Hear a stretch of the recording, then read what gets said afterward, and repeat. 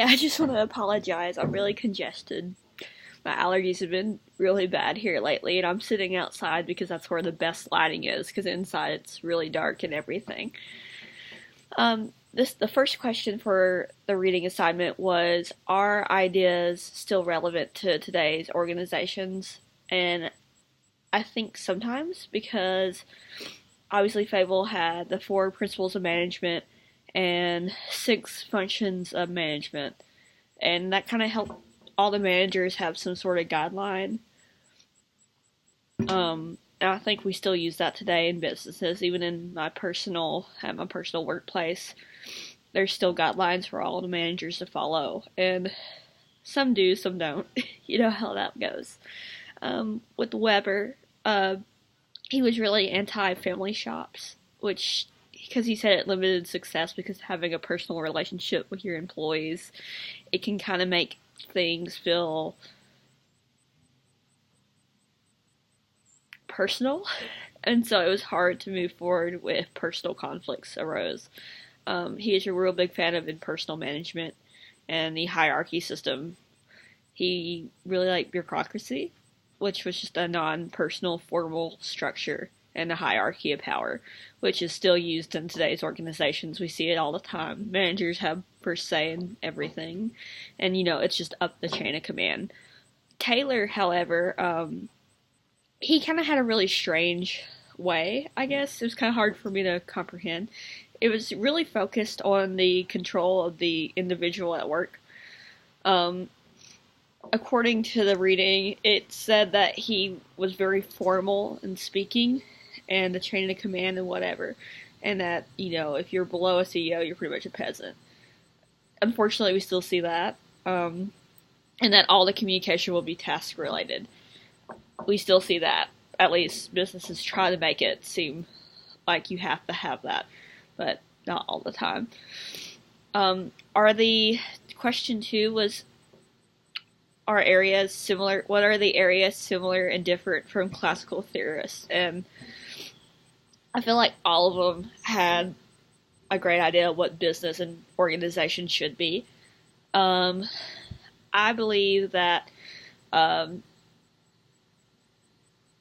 Weber had a real impersonal hierarchy system, and Taylor had the not speak to unless spoken to idea, which I think both of them had a very non-personal formal structure at work in business and organizations.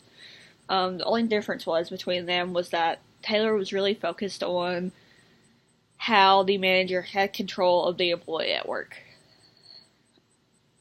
And question 3, what are some major criticisms of the classical approaches to organizational communication?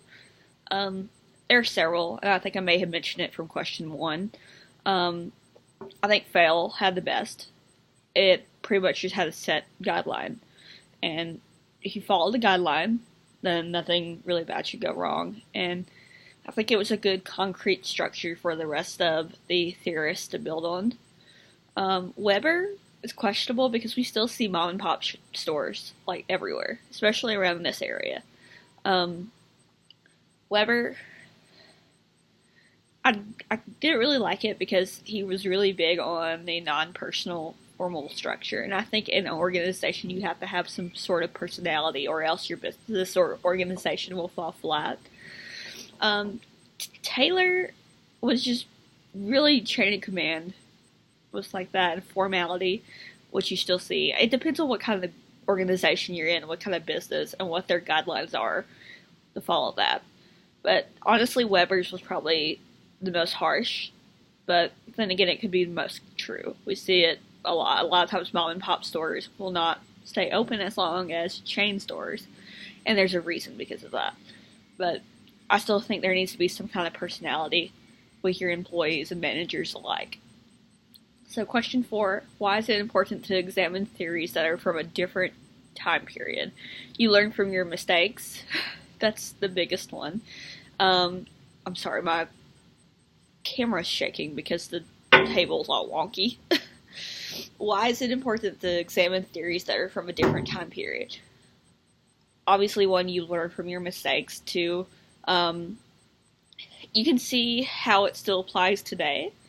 And these theories, I mean, they did have some, especially with Fail, he had some really good principles of management and functions of management that are still followed today in some way.